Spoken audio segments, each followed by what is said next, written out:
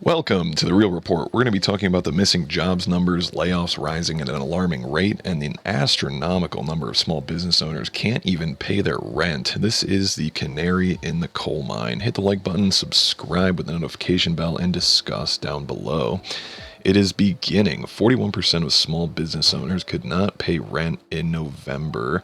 A poll of 6,326 small business owners taken from mid-November 2022, just this past month, 41% of U.S.-based small business owners said they reported they could not pay their rent in full or on time in November. Now we're at 41%, and if there is any time when small business owners should be able to pay rent, it is during the holiday season. When commercial real estate tenants cannot pay rent, it inevitably has a domino effect. Owners will soon be unable to make loan payments because sufficient rent money is not coming in. Pantheon estimated that existing home prices are going to keep falling, ultimately dropping by 20% from their June peak of around $414,000.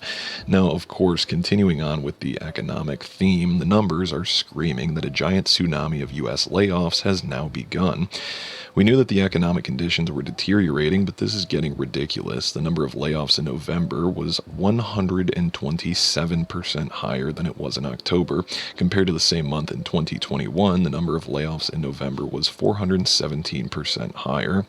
Things will get even worse in 2023 and beyond. This is from Michael at The Most Important News.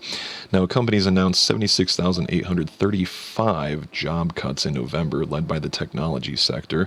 The analysis showed that's 417% higher than the same time 1 year ago. These numbers don't even include the latest layoffs that we have just seen happen. Now, Wells Fargo and Co., of course, cut hundreds more mortgage employees on top of the already hundreds the previous month for October. FedEx Freight, the nation's largest less-than-truckload carrier, furloughing an undetermined number of drivers on Sunday.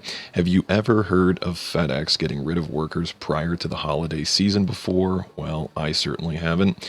Now, the Fed's meeting showed unemployment rising to 4.4% by the end of next year, which, of course, those numbers are never actually accurate. But even if we go with the Fed, that is 1 million more Americans that will lose their jobs in 2023. 41% of small business owners in America could not pay rent in the month of November. United States, a staggering 41% report that they could not pay their rent in the month of November. Now, that's because that same number, 41%, also report that they are presently earning one half or less than they earned before the CCP virus arrived in America. Let's look at the sector breakdown.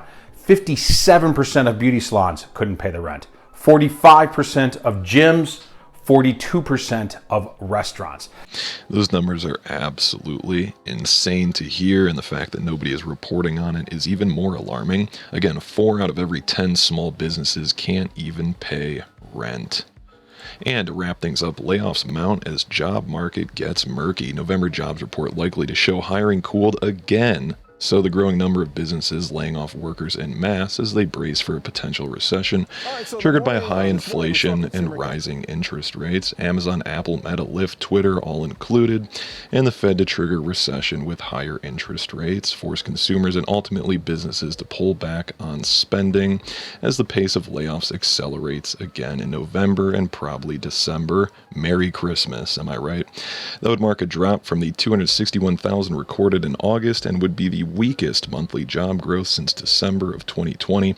And you got to remember, we haven't even gotten back to peak employment from before that thing that shut down the world, as inflation is again at a 40-year high. 2 million jobs over the first half of the year were supposedly added, but again, if you're laying off 76,000 people a month, well, it's not going to take long to overcome new employment.